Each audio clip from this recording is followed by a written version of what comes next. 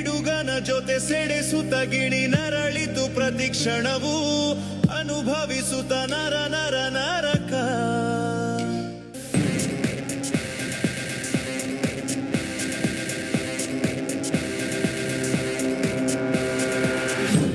Hello hi ಎಲ್ಲರೂ ನಮಸ್ಕಾರ, welcome back to Janata agent. ಆ ಒಂದು ದೊಡ್ಡ ಸಮಾವೇಶಕ್ಕೆ ನಾಳೆ ಬೆಂಗಳೂರು ರೆಡಿ ಆಗ್ತಾ ಇದೆ. ಫ್ರೀಡಂ ಪಾರ್ಕ್ನಲ್ಲಿ ಲಕ್ಷ ಲಕ್ಷ ಜನ ಸೇರುವಂತಹ ಸಾಧ್ಯತೆಗಳಿದೆ. ಸೊ ಇವೆಲ್ಲ ಮುನ್ಸೂಚನೆಯನ್ನು ಪಡೆದುಕೊಂಡು ಅಲ್ಲಿನ ಕಾನೂನು ವ್ಯವಸ್ಥೆ, ಪೊಲೀಸರು ಬೃಹತ್ ಕಾವಲು ಪಡೆಯನ್ನೇ ಸೃಷ್ಟಿ ಮಾಡೋಕ್ಕೆ ನೋಡ್ತಾ ಇದೆ.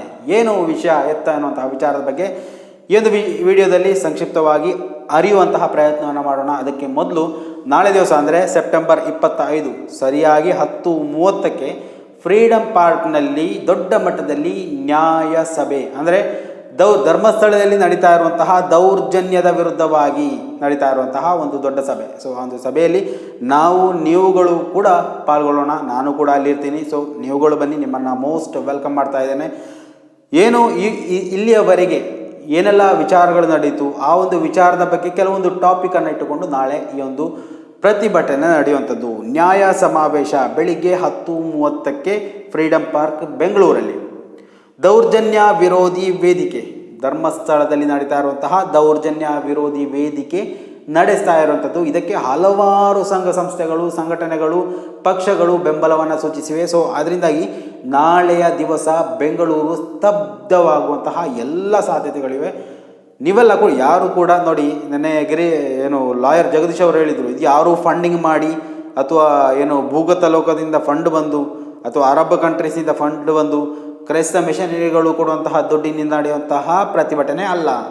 ನಿಮ್ಮ ದುಡ್ಡಲ್ಲಿ ನೀವೇ ಊಟ ಮಾಡಿ, ನೀವೇ ವಸತಿ ಸೌಕರ್ಯಗಳನ್ನು ನೋಡಿಕೊಂಡು ನೀವೇ ಮಾಡುವಂತಹ ಪ್ರತಿಭಟನೆ. ನೀವುಗಳು ಒಂದಾಗೋಣ. ಯಾರು ಕೂಡ ನಮಗೆ ದುಡ್ಡು ಕೊಡ್ತಾ ಇಲ್ಲ, ನನಗೂ ಕೊಡ್ತಾ ಇಲ್ಲ, ನಿಮಗೂ ಕೊಡ್ತಾ ಇಲ್ಲ. ನಿಮ್ಮ ದುಡ್ಡಲ್ಲಿ ನಿಮ್ಮ ಕಾಳಜಿಯಲ್ಲಿ ಬನ್ನಿ, ಈ ಒಂದು ಪ್ರತಿಭಟನೆಯನ್ನು ಯಶಸ್ವಿಗೊಳಿಸಿ. ಇದು ನಮ್ಮ ಈ ಒಂದು ರಾಜ್ಯದಲ್ಲಿ ಪ್ರಗತಿಪರರು, ಚಿಂತಕರು ಅಥವಾ ಹೋರಾಟ ಇನ್ನೂ ಜೀವಂತವಾಗಿದೆ ಎನ್ನುವುದನ್ನು ತೋರಿಸಿಕೊಡೋದು ಕೂಡ ಈ ಒಂದು ಹೋರಾಟದ ಉದ್ದೇಶ ಆಗಿದೆ. ಸೊ ಅದರಿಂದಾಗಿ ಪ್ರಮುಖ ಗಣ್ಯರು ಈ ಒಂದು ಪ್ರತಿಭಟನೆಯಲ್ಲಿ ಪಾಲ್ಗೊಳ್ಳಲಿಕ್ಕಿದ್ದಾರೆ. ಎಲ್ಲರನ್ನ ನೀವುಗಳು ಪರಿಚಯ ಆಗುವಂತಹ ಒಂದು ಪರಿಸ್ಥಿತಿ ನಿರ್ಮಾಣ ಮಾಡೋಣ. ಸೊ ನೀವುಗಳು ಕೂಡ ಬನ್ನಿ, ನಾವುಗಳು ಕೂಡ ಅಲ್ಲಿರ್ತೇವೆ. ಎಲ್ಲರೂ ಒಂದಾಗಿ ಈ ಒಂದು ಪ್ರತಿಭಟನೆಯನ್ನು ಯಶಸ್ವಿಗೊಳಿಸೋಣ. ಸೊ ನಾಳೆಯ ಆ ಒಂದು ಪ್ರತಿಭಟನೆಯಲ್ಲಿನ ಪ್ರಮುಖ 4 ವಿಚಾರಗಳಿವೆ. ಅವುಗಳನ್ನು ಸಣ್ಣದಾಗಿ ಒಂದು ಡಿಸ್ಕಷನ್ ಮಾಡುವಂತಹ ಒಂದು ಪ್ರಯತ್ನವನ್ನು ಮಾಡೋಣ. ಧರ್ಮಸ್ಥಳ ಪೊಲೀಸ್ ಠಾಣೆಯಲ್ಲಿ ದಾಖಲಾದ ಎಲ್ಲ ಅಸಹಜ ಸಾವುಗಳ ಸಮಗ್ರ ತನಿಖೆಗೆ ಒಳಪಡಿಸಿ. ಅಂದರೆ ಇದುವರೆಗೂ ಧರ್ಮಸ್ಥಳದಲ್ಲಿ ದಾಖಲಾದಂತಹ ಎಲ್ಲ ಪ್ರಕರಣಗಳು ಏನೆಲ್ಲ ದಾಖಲಾಗಿತ್ತು ನೋಡಿ, ಪೊಲೀಸರ ಆ ಒಂದು ಅಶಿಸ್ತಿನ ಕ್ರಮ ಏನಿದೆ, ಏನು ಪ್ರಕರಣ ದಾಖಲೆ ಮಾಡಲಿಕ್ಕೆ ಹೋದರೂ ಅದನ್ನು ಕಡೆಗಣಿಸುವಂತಹ ಆ ಒಂದು ವಿಚಾರ ಏನಿದೆ, ಅವೆಲ್ಲವನ್ನು ವಿರೋಧ ಮಾಡಿಸಿ ನಾಳೆ ಪ್ರತಿಭಟನೆ ನಡೆಯುವಂಥದ್ದು. ಸೊ ನಾಳೆಯ ಪ್ರತಿಭಟನೆಯಲ್ಲಿ ಧರ್ಮಸ್ಥಳದಲ್ಲಿ, ಬೆಳ್ತಂಗಡಿಯಲ್ಲಿ ಏನೆಲ್ಲ ಪ್ರಕರಣ ದಾಖಲಾಗಿದೆ ಎಲ್ಲವನ್ನ ಪರಿಗಣಿಸಬೇಕು ಎನ್ನುವಂತಹ ಉದ್ದೇಶವನ್ನು ಕೂಡ ಇಟ್ಟುಕೊಂಡು ಹೋರಾಟ ಮಾಡಲಾಗುತ್ತೆ. ಇನ್ನು ಧರ್ಮಸ್ಥಳ ಭೂ ಅಕ್ರಮ, ಭೂ ಕಬಳಿಕೆ, ರಾಜ್ಯದಾದ್ಯಂತ ಮೈಕ್ರೋ ಫೈನಾನ್ಸ್ ದೌರ್ಜನ್ಯ, ಅದು ಕೂಡ ತನಿಖೆ ಆಗಬೇಕು. ಅಂದರೆ ಆ ಒಂದು ಗ್ರಾಮದಲ್ಲಿ, ಆ ಒಂದು ತಾಲೂಕಿನಲ್ಲಿ ನಡೆದಂತಹ ಭೂ ಕಬಳಿಕೆ ಬರೀ ಆ ಒಂದು ತಾಲೂಕು ಮಾತ್ರ ಅಲ್ಲ, ಇಡೀ ರಾಜ್ಯದಾದಂತಹ ವ್ಯಾಪಿಸಿ ನಡೆದಂತಹ ಈ ಒಂದು ವಿಚಾರ ಕೂಡ ಇವಾಗ ಬೆಳಕಿಗೆ ಬರ್ತಾ ಇದೆ. ಸೊ ಭೂ ಕಬಳಿಕೆ ವಿಚಾರದಲ್ಲಿ ಕೂಡ ತನಿಖೆ ಆಗಬೇಕು. ಮಾತ್ರವಲ್ಲ, ಮೈಕ್ರೋ ಫೈನಾನ್ಸ್ SKDRDP ಎನ್ನುವಂತಹ ಆ ಒಂದು ನಾಮಫಲಕದಲ್ಲಿ ಇಲ್ಲಿ ಸಮಾಜವನ್ನು, ಮುಗ್ಧರನ್ನು ದೋಚುತ್ತಾ ಇರುವಂತಹ ವಿಚಾರ. 2% ಬಡ್ಡಿಗೆ ಬ್ಯಾಂಕ್ನಿಂದ ಸಾಲ ಪಡೆದುಕೊಂಡು 15-20% ಜನಸಾಮಾನ್ಯರನ್ನು ಸುಲಿಗೆ ಮಾಡ್ತಾ ಇರುವಂತಹ ವಿಚಾರ. ಸೊ ಆ ಒಂದು ವಿಚಾರದ ಬಗ್ಗೆ ಕೂಡ ಜನರಿಗೆ ಮನವರಿಕೆ ಮಾಡುವಂತಹ ಪ್ರಯತ್ನ, ಸರ್ಕಾರಕ್ಕೆ ಒತ್ತಾಯ ಮಾಡುವಂತಹ ಪ್ರಯತ್ನ, ಪೊಲೀಸ್ ಇಲಾಖೆಗೆ ಈ ಒಂದು ತನಿಖೆ ನಡೆಸುವಂತೆ ಒತ್ತಾಯ ಮಾಡುವಂತಹ ಪ್ರಯತ್ನ ಕೂಡ ನಡೀಲಿಕ್ಕಿದೆ. ಪದ್ಮಲತಾ, ವೇದವಲ್ಲಿ, ನಾರಾಯಣ ಮಾವುತ, ಯಮುನಾ, ಸೌಜನ್ಯ ಸಾವಿಗೆ ನ್ಯಾಯ ಕೊಡಿ. ಅಂದರೆ ಅಲ್ಲಿ ದೊಡ್ಡದಾಗಿ ಕೇಳಿದಂತಹ ವಿಚಾರಗಳು ಪದ್ಮಲತಾ, ವೇದವಲ್ಲಿ, ಯಮುನಾ, ನಾರಾಯಣ ಎನ್ನುವಂತಹ ಡಬಲ್ ಮರ್ಡರ್ ಕೇಸ್, ಆಮೇಲೆ ಸೌಜನ್ಯ ಪ್ರಕರಣ. ಸೊ ಇವೆಲ್ಲ ಪ್ರಕರಣಗಳು ಕೂಡ ತನಿಖೆ ಆಗಬೇಕು. ಸೊ ಎಲ್ಲ ಪ್ರಕರಣದಲ್ಲಿ ಇವಾಗಲೂ ಕೂಡ ಮರು ತನಿಖೆ ಮಾಡಬೇಕು ಅಂತ ಅವರ ಕುಟುಂಬಸ್ಥರು ಆಗ್ರಹ ವ್ಯಕ್ತಪಡಿಸ್ತಾ ಇರುವಂಥದ್ದು. ನ್ಯಾಯ ಸಿಗಲಿಲ್ಲ ನಮಗೆ ಅನ್ನೋಂತಹ ವಿಚಾರಕ್ಕೆ ಸಂಬಂಧಪಟ್ಟಂತೆ. ಸೊ ಇವೆಲ್ಲವೂ ಕೂಡ ಅಲ್ಲಿ ತನಿಖೆ ಆಗಬೇಕು ಅಂತ ಈ ಪ್ರಗತಿಪರರೊಂದಿಗೆ ಸೇರಿಕೊಂಡು ಹೋರಾಟಗಾರರು ಕೂಡ ಸೇರಿಕೊಂಡು, ಸೌಜನ್ಯ ಪರ ಹೋರಾಟಗಾರರು ಕೂಡ ಇರಲಿಕ್ಕಿದ್ದಾರೆ. ಮಹೇಶ್ ತಿಮ್ಮರೋಡಿಯವರು ಕೂಡ ಕರೆ ಕೊಟ್ಟಿದ್ದಾರೆ, ಗಿರೀಶ್ ಮಠಣ್ಣವರು ಕೂಡ ಕರೆ ಕೊಟ್ಟಿದ್ದಾರೆ, ಜಯಂತ್ ಟಿ ಅವರು ಕೂಡ ಕರೆ ಕೊಟ್ಟಿದ್ದಾರೆ. ಸೊ ಇವೆಲ್ಲರೂ ಅಲ್ಲಿ ಸೇರುವಂತಹ ಒಂದು ದೊಡ್ಡ ಹೋರಾಟ ವೇದಿಕೆ ಆಗಲಿಕ್ಕಿದೆ.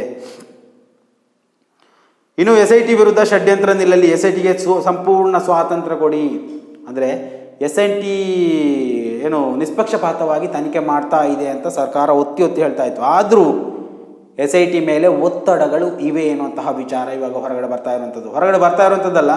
ಏನು ಸ್ನೇಹಮಯಿ ಕೃಷ್ಣ ಅಲ್ಲ, ಒಡನಾಡಿ ಸ್ಟ್ಯಾನ್ಲಿ ಅವರು 64 ವರ್ಷದ ಮಹಿಳೆಯನ್ನು ಪ್ರಕರಣ ದಾಖಲಿಸುವಂತೆ ಕಳುಹಿಸಿಕೊಟ್ಟಂತಹ ಸಂದರ್ಭದಲ್ಲಿ ಅವರನ್ನು ಏಕವಚನದಲ್ಲಿ ಬೈದು ಆ ಒಂದು SIT ಅಧಿಕಾರಿಗಳು, ಮಂಜುನಾಥ್ ಗೌಡ ಅನ್ನುವಂತಹ ಏನು ಲಾಯರ್ ಜಗದೀಶ್ ಅವರ ಭಾಷೆಯಲ್ಲಿ ಹೇಳೋದಾದರೆ ಲೋಫರ್ ಕಚಡ ನನ್ನ ಮಗ, ನಾನು ಹೇಳ್ತಾ ಇಲ್ಲ, ಓಕೆ. ಸೊ ಆ ಒಂದು ವ್ಯಕ್ತಿ ಏನಿದ್ದಾರೆ ಈಗಾಗಲೇ ತನಿಖೆಯಲ್ಲಿ ಸುಮಾರು ಲೋಪದೋಷ ಮಾಡಿ ದೊಡ್ಡ ಮಟ್ಟದಲ್ಲಿ ಸುದ್ದಿಯಾದವ. ಸೊ ಆತನನ್ನೇ ಇಟ್ಟುಕೊಂಡು ಇವಾಗಲೂ ಆ ಒಂದು ತನಿಖೆ ನಡೀತಾ ಇದೆ. ಅಂದರೆ ನೋಡಿ, ನೇತೃತ್ವ ಪ್ರಣಬ್ ಮೊಹಂತಿ, ಓಕೆ, ಅವರೊಬ್ಬರು ದಕ್ಷ IPS ಅಧಿಕಾರಿ ಅಂತ ಎಲ್ರಿಗೂ ಗೊತ್ತಿದೆ. ಆದರೆ ಅವರು ಬೆಂಗಳೂರಲ್ಲಿ ಕೂತ್ಕೊಂಡು ಇಲ್ಲಿ ನಡೆಯುವಂತಹ ವಿಚಾರಗಳ ಬಗ್ಗೆ ಎಲ್ಲಿ ಗಮನ ಇಡ್ತಾರೆ? ಅಲ್ಲಿ ಹೋಗಿ ಕೂತ್ಕೊಳ್ಳಿ ಅನ್ನುವಂತಹ ವಿಚಾರವನ್ನು ಕೂಡ ಹೇಳಿದರು.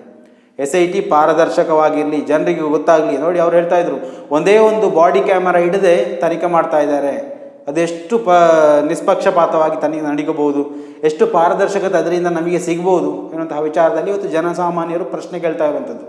ಸೊ ಅದರಿಂದಾಗಿ ಸರ್ಕಾರ ಇರಲಿ, ಅಧಿಕಾರಿಗಳಿರಲಿ, ರಾಜಕಾರಣಿಗಳಿರಲಿ, ಯಾರೇ ಆಗಿರಲಿ SIT ಮೇಲೆ ಒತ್ತಡ ಹೇರುವಂತಹ ಪ್ರಯತ್ನವನ್ನು ಮಾಡಬೇಡಿ. ಮಾತ್ರ ಅಲ್ಲ, ಆ ಒಂದು SIT ತನಕ್ಕೆ ಸಂಪೂರ್ಣವಾದಂತಹ ಸ್ವಾತಂತ್ರ್ಯ, ಏನೇ ಮಾಡೋದಿದ್ರು ಅವರ ಇಚ್ಛೆಯಂತೆ ಮಾಡಬೇಕು.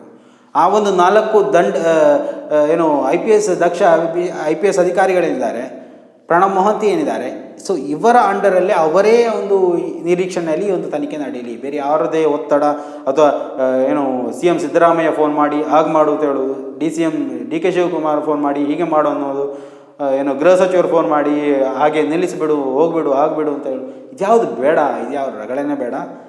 ನಿಷ್ಪಕ್ಷಪಾತವಾಗಿ, ಪಾರದರ್ಶಕವಾಗಿ, ಸಂಪೂರ್ಣ ಸ್ವಾತಂತ್ರ್ಯದೊಂದಿಗೆ SIT ಈ ಒಂದು ತನಿಖೆಯನ್ನು ಮುಂದುವರಿಸಲಿ ಅನ್ನುವಂತಹ ವಿಚಾರವನ್ನು ಮುಂದಿಟ್ಟುಕೊಂಡು ಹೋರಾಟವನ್ನು ಮಾಡ್ತಾ ಇರುವಂಥದ್ದು. ಸೊ ನಾಳೆ ಬೆಂಗಳೂರಿನಲ್ಲಿ ಈ ಒಂದು ಹೋರಾಟಕ್ಕೆ ನೀವುಗಳೆಲ್ಲರೂ ನಮ್ಮ ಇರುವಿಕೆಯನ್ನು ಸೂಚಿಸೋಣ. ಯಾಕಂತ ಹೇಳಿದ್ರೆ ಇದು ಬರೀ ಒಂದು ಸೌಜನ್ಯ ಪ್ರಕರಣ ಅಲ್ಲ, ಪದ್ಮಲತಾ ವೇದವಳ್ಳಿ ಪ್ರಕರಣ ಅಲ್ಲ, ಅಥವಾ ಬರೀ ಭೂ ಕಬಳಿಕೆ ಪ್ರಕರಣ ಅಲ್ಲ. ಇಂತಹ ಪ್ರಕರಣಗಳು ರಾಜ್ಯದ ಮೂಲೆಗಳಲ್ಲಿ ಹಲವು ಭಾಗಗಳಲ್ಲಿ ಈವಾಗಲೂ ನಿರಂತರವಾಗಿ ನಡೀತಾ ಇರುವಂತಹ ಪ್ರಕರಣ. ಅವರಿಗೂ ಕೂಡ ಬಿಸಿ ಮುಟ್ಟಿಸಲೇಬೇಕಾದಂತಹ ಒಂದು ಪ್ರತಿಭಟನೆ. ಸೊ ಈ ಒಂದು ಪ್ರತಿಭಟನೆಯಲ್ಲಿ ಲಕ್ಷಾಂತರ ಜನ ಸೇರಿ ಈ ಒಂದು ಪ್ರತಿಭಟನೆಯನ್ನು ಯಶಸ್ವಿಗೊಳಿಸೋಣ. ರಾಜ್ಯ ಸರ್ಕಾರಕ್ಕಿರ್ಬೋದು, ವಿರೋಧ ಪಕ್ಷಗಳಿಗಿರ್ಬೋದು, ಇನ್ನು ನಾಲಾಯಕ ರಾಜಕಾರಣಿಗಳಿಗಿರ್ಬೋದು, ನಾಲಾಯಕ ಪೊಲೀಸ್ ಅಧಿಕಾರಿಗಳಿರ್ಬೋದು, ಕಾನೂನು ವ್ಯವಸ್ಥೆ ಇರ್ಬೋದು, ಎಲ್ಲರಿಗೂ ಈ ಒಂದು ಹೋರಾಟ ಪ್ರತಿಭಟನೆಯಿಂದಾಗಿ ಬಿಸಿ ಮುಟ್ಟಬೇಕು ಎನ್ನುವುದೇ ನಮ್ಮ ಉದ್ದೇಶ ಆಗಿರುತ್ತೆ. ನಿಮ್ಮೆಲ್ಲರ ಉದ್ದೇಶ ಕೂಡ ಅದೇ ಆಗಿರಬೇಕು. ಯಾವುದೇ ಕೋಲಾಹಲ ಗೊಂದಲಗಳು ಬೇಡ. ಶಾಂತಿಯಿಂದ ನಡೆಯುವಂತಹ ಈ ಒಂದು ಪ್ರತಿಭಟನೆಯಲ್ಲಿ ನೀವುಗಳು ಕೂಡ ಒಂದು ಕೈ ಜೋಡಿಸುವಂತಹ ಪ್ರಯತ್ನವನ್ನು ಮಾಡೋಣ. ಸ್ನೇಹಿತರೆ, ದಯವಿಟ್ಟು ಈ ಒಂದು ವಿಡಿಯೋನ ಯಾರೆಲ್ಲ ವೀಕ್ಷಣೆ ಮಾಡ್ತಾ ಇದ್ದೀರಾ, ದಯವಿಟ್ಟು ತಾವು ನಾಳೆ ಬರುವುದಾದಲ್ಲಿ ತಮ್ಮ ಕಮೆಂಟನ್ನು ಇಲ್ಲಿ ನಮೂದಿಸಿ, ನಿಮ್ಮ ಅಭಿಪ್ರಾಯಗಳನ್ನು ಕೂಡ ಕಮೆಂಟ್ ಮಾಡಿ. ನೀವೆಲ್ಲರೂ ನಾಳೆ ಅಲ್ಲಿ ಭಾಗವಹಿಸೋದಾದರೆ ನಾವೆಲ್ಲರೂ ಒಂದುಗೂಡಿ ಅಲ್ಲಿ ಆ ಒಂದು ಪ್ರತಿಭಟನೆಯನ್ನು ಯಶಸ್ವಿ ಮಾಡೋಣ ಅಂತ ಈ ಮೂಲಕ ಕೇಳ್ಕೊಳ್ತಾ ಇದ್ದೇನೆ. ಸೊ ಇದು ಇವತ್ತಿನ ಅಪ್ಡೇಟ್. ನಾಳೆ ಮತ್ತೆ ನಿಮ್ಮೊಂದಿಗೆ ಬೆಂಗಳೂರಿನಲ್ಲಿ ಫ್ರೀಡಮ್ ಪಾರ್ಕ್ನಲ್ಲಿ ಮತ್ತೆ ಭೇಟಿಯಾಗೋಣ. ಅಲ್ಲಿವರೆಗೂ ನಮಸ್ಕಾರ.